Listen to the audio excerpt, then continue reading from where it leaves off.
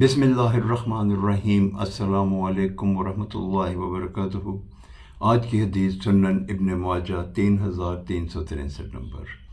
ایک شخص نے نبی کریم صلی اللہ علیہ وآلہ وسلم سے پوچھا، یا رسول اللہ صلی اللہ علیہ وسلم، ماں باپ کے اولاد پر کیا حقوق ہیں؟